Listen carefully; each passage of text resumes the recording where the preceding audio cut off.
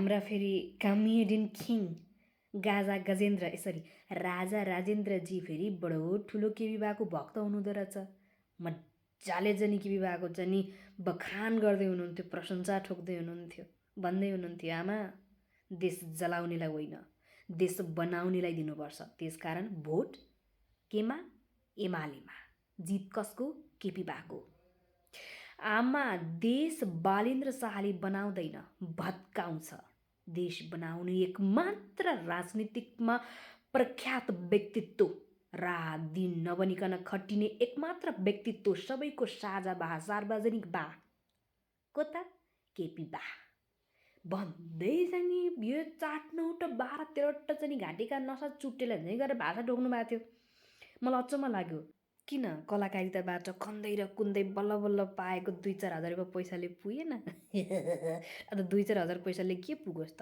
अब भोल खाँदै सुर्ती मार्दै ठिक्क हुन्छ होइन? बालबच्चा पाल्नु पऱ्यो, परिवार पाल्नु पऱ्यो। त्यसका लागि त जोसँग पुँजी छ उसको पछि धाउनु पऱ्यो, उसको धपाउनु पऱ्यो होइन? अनि त्यस्तो व्यक्ति को त? केपी बा हो। ल ठिकै छ, ठिकै छ। तिमीलाई पनि बालेन्द्र शाहसँग एउटा रेसिपी चाहिँ छ, किनभने अब आफ्नो यार यत्रो चाहिँ नि 20-22 वर्ष भयो कलाकारिता क्षेत्रमा गएको, अहिलेसम्म कसैले चिनेको छैनन्। एउटा चाहिँ नि फोटो हालौँ भने चाहिँ 100 लाइक गर्दैन। बालेन्द्र शाहको एउटा छिस्रिक्क चाहिँ नि यो 2टा मात्र शब्द आमा मात्र लेखिदिए पनि चाहिँ नि मिलियन लाइक, अरबौँ भ्युज आउँछ। ए बाबा यसलाई मैले उठ्न दिन्छु, मेरो दौतरी मेरो उमेरको केटो, यसले यत्रो प्रगति गर्ने, मैले चाहिँ केही गर्न नसक्ने, म जहिलेको तलको तल ऊ जहिले माथि माथि माथि, यसलाई पख भन्ने भयो। अनि त्यसपछि पितृ परेका बालाई चाहिँ साथा लिएर पितृ परेका बाको चाहिँ बखान गरेर हिँड्न थाल्यो। अलिकति पनि ज्ञान बुद्धि आउनुपर्ने हो कि होइन? सामाजिक सञ्जाल बन्द गराउनु पर्यो। धेरै च्याउच्याउरो ब्याउ गर्न थाले जनताहरू, पत्रकारहरू जन्मिन थाले। यी सबैको थुतुनो बन्द गर्नु पर्यो। भर्खरै उम्रिँदै गरेका पनि बोलेका छन्, छिपिसकेका पनि बोलेका छन्, बिचका पनि बोलेका छन्, छेउका पनि बोलेका छन्, टुप्पाका पनि बोलेका छन्, सबै बोलेका छन्। यिनीहरूको आवाज बन्द गर्नु पर्यो। हामीले देश ध्वस्त पार्न पाइएन। फित्रिक्क गरेको छिस्रिक्क सामाजिक सञ्जालमा आइहाल्छ। त्यस कारणले गर्दा देश ध्वस्त बनाउनको लागि, भ्रष्टाचार गर्नको लागि, लुट्नको लागि, फुट्नको लागि, फुटाउनको लागि चाहिँ सामाजिक सञ्जाल बन्द गराउनु पर्यो भनेर तिम्रो बाबुले बन्द गर्न आएका हुन् कि होइनन् सामाजिक सञ्जाल? त्यसपछि 23 र 24 को आन्दोलन भएको हो कि होइन? त्यो आन्दोलनमा मान्छेहरूले ज्यान गुमाएका हो कि होइनन्? सिंहदरबार चलेको हो कि होइन? त्यो काली लाग्दो दिन, त्यो घटना बिर्सन भन के। हुन त सम्झिन्थ्यो पनि कसरी? तिम्रो कोही आफन्त परेको भए पो सम्झेर रोएर बस्नु भयो नि त। कोही परेनन्, अरू भनेको त कुखुरा बाख्रा जाने झिङ्गा मसिना माखा जस्तो त हुन् नि, मर्यो सकियो। वाह। अनि उता रेहा थापाको तर्क पनि सुनिसक्नुभयो के अरे? अब उनले भनेकी छन् पुरानो प्रकारको रोग जसलाई हामीले मजाले पढिसक्यौँ, मनन गरिसक्यौँ, महसुस गरिसक्यौँ, बुझिसक्यौँ भनिसकेपछि हामीलाई थाहा भइसक्यो कि यो प्रकारको रोगमा यो प्रकारको दबाई मुलो गरिसकेपछि हामी निको होइन्छौँ है भनेर हामीलाई थाहा भइसक्यो। भनिसकेपछि फेरि हामी नयाँ प्रकारको रोगलाई किन अपनाउने, किन स्वीकार्ने, किन भित्र्याउने?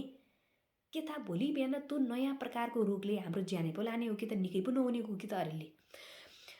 अभिभावकत्व चुन्ने कुरा, देश विकासको कुरा, असल व्यक्तिको कुरालाई यो रोगसँग कसरी कम्प्यारिजन गर्न सक्यो? यो सन्दर्भ, यो तर्क कसरी मिल्यो के? यो कम्बिनेसन कसरी के बुद्धिले बोल्छन् हौ मान्छेहरू? उसो त उनले पनि त छविराज ओझासँग बिहा गरेकी थिइन् भनेपछि दोस्रो पटक विवाह उनले किन गर्न बाध्य भइन् त? त्यो पहिलो विवाह नफापिसकेपछि, त्यहाँबाट हार खाइसकेपछि, मनमुटाव कुराकानी नमिलिसकेपछि अर्को श्रीमान रोज्न, अर्को सहारा खोज्न बाध्य भएकी हुन् कि होइनन्? यो बुझ्नुपर्छ कि पर्दैन? हो त्यही हो नि त। पुराना नेताहरूबाट हार खाइसकेपछि, केही पनि उपलब्धि नभइसकेपछि नयाँ व्यक्तिलाई चान्स दिउँ, नयाँ व्यक्तिलाई हेरौँ, नयाँ व्यक्तिलाई बुझौँ, यो हो नि त हाम्रो तर्क। खोइ बुझेको।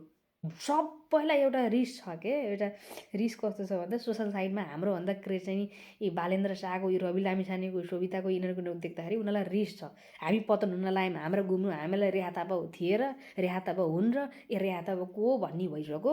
अनि त्यहाँबाट के गरौँ त कसो गरौँ भन्दाखेरिमा यिनीहरूलाई पतन गराउने हो, गराउने त्यो बालाई उठाउने हो। देश जेसुकै हुन्छ, हामी अलरेडी धनी छौँ होइन? हामीलाई त के छ र? हामी अलरेडी विदेशमै गएर जग्गा किन्न सक्छौँ, घरहरू किन्न सक्छौँ, विदेशमा गएर बस्न सक्छौँ। नेपाल जेसुकै होस्, मान्छे मरे, हाम्रा मरेको होइन, जोसुकै मरे सक्यो होइन? जो मऱ्यो त्यही हार हो कि? यहाँ त त्यही यस्तै हो। उता खुइलीको पनि देखियो के अरे फेरि उता हुन्छ दादा, हस् दादा, हस् दादा गर्दै चाहिँ नि मस्की चाहिँ नि लाखौँको डिल्स गरेको सुनियो महेश बर्नेसँग है।